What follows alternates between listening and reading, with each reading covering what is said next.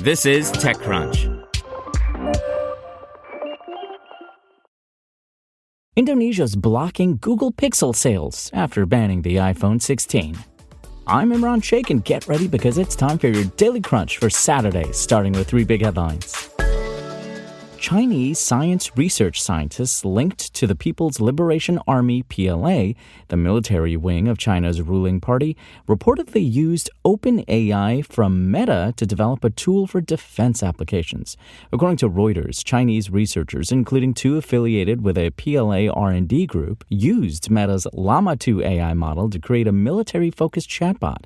The chatbot, called ChatBit, is designed to gather and process intelligence, Reuters reports, as well as offering information for operational decision-making. Meta told Reuters in a statement that the use of the single and outdated Llama model, Llama 2 is roughly a year old, was unauthorized and contrary to its acceptable use policy. Reuters says it wasn't able to confirm ChatBit's capabilities or computing power. The report provides some of the first evidence that China's military has been trying to leverage open models for defense purposes, which is sure to fuel the debate over the merits and risks of OpenAI. Instagram on Friday announced an update to DMs, its direct messages inbox, which will improve the experience for those who receive a lot of inbound messages, like creators and influencers. Now, the app is introducing tools that will allow users to sort and filter their message requests, meaning those messages that don't arrive in their main inbox based on controls the user sets. The new tools will give users the ability to sort and filter these message requests by follower account, verified accounts, brands, creators, and other factors. This will help the creator better identify those higher priority messages that may deserve a response because of the impact they could have on the creator's business and relationship. In addition, a new Story Replies folder will be added to make story replies accessible in one place. The company said the changes are being introduced after hearing from creators around the world how managing their DMs can be difficult.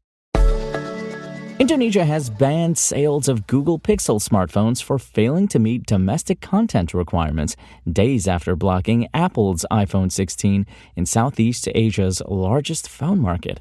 The Indonesian Ministry of Industry said Google's phones cannot be traded until they comply with rules requiring 40% local content in smartphones sold in Indonesia. Google must obtain local content certification before resuming sales. Industry Ministry spokesperson Febri Hendri Antoni Arif told local reporters. The local content rule and related policies are made for fairness for all investors that invest in Indonesia and for creating added value and deepening the industry structure here, Hendry was quoted as saying. The ban follows Indonesia's block on iPhone 16 sales last week after Apple failed to meet a $95 million investment commitment. Major smartphone makers must manufacture devices, develop firmware, or invest in local innovation to meet Indonesia's content rules. The Indonesian rule requires tech companies to source 40% of handset and tablet components domestically, a requirement that can be met through local manufacturing, firmware development, or direct investment in innovation projects. And I'll bid you farewell this week with your startup news. Pixelmator announced on Friday that it is being acquired by Apple. The image editing platform didn't discuss what life might look like under the corporate umbrella, but did note there would be no material changes to its Pixelmator Pro, Pixelmator for iOS, and Photometer apps, at least for now. If Apple's acquisition history is any indication, that level of autonomy could change soon as Pixelmator's features are integrated directly into the Photos app.